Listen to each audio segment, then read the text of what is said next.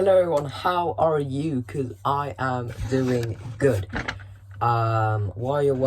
you're wondering why I'm sitting in a different room, it's because there's a lot of people and it's very loud upstairs. So, like usual, we're going to be ranking or rating another movie.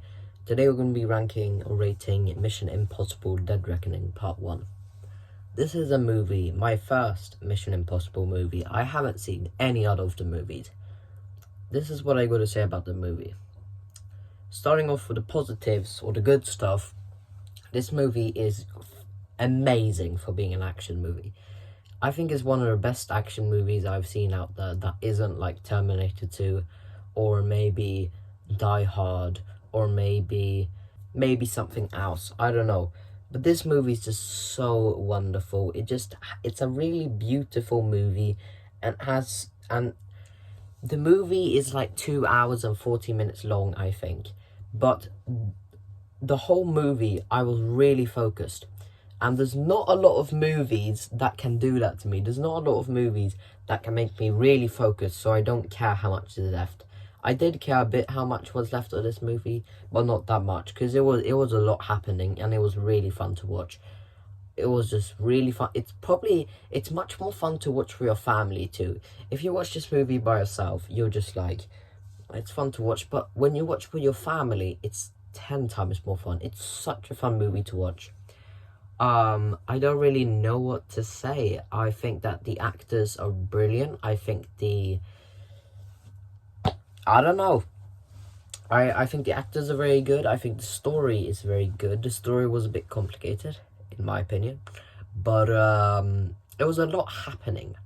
But otherwise, it's just a great movie. Probably, I think, I've seen 2 Tom Cruise movies. I've seen Top Gun Maverick, and then I've seen this movie. But this movie I think was a bit better than Top Gun Maverick. The bad stuff with this movie though is that I'm not sure if it's like that with the other Mission Impossible movies, but this movie has very predictable stuff. For example, I'm gonna say a big spoiler now. Alright, in the end of the movie there's a big train, and then after that you think that the people are gonna fall, but then obviously Tom Cruise saves this girl. I think she's called Grace. She's like she's one of the main characters. She's like the second main character in this movie that isn't Tom Cruise. And it just has very, very predictable moments sometimes. It just has kind of that children's movie predictable stuff. And it wasn't that like surprising to watch. I was kind of expecting some not huge twist in the ends, but just maybe something to happen. Maybe not. That like a main character died, the second or third main character died, that would be like crazy. But if maybe just kind of a side character that is near a main character died, that would be kind of a good end for the movie, because maybe they like needed them to do something, but then the mission is gonna get harder.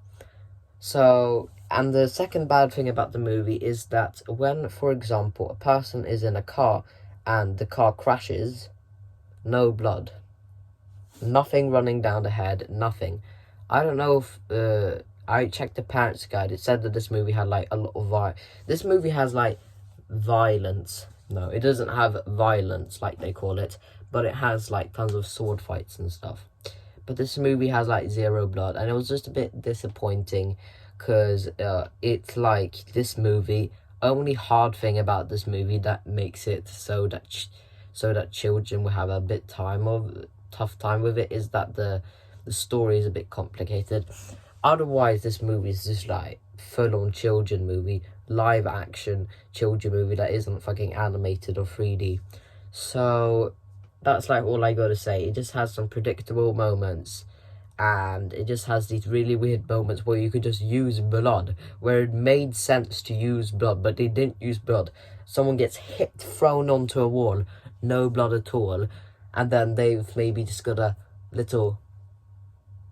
some nosebleed or some shit. I don't know.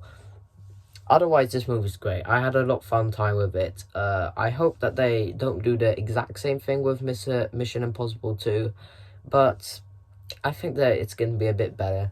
So for my first Mission Impossible movie, I had quite high expectations, but not this high, so that was pretty good. I'm going to rate this movie an 8 out of 10.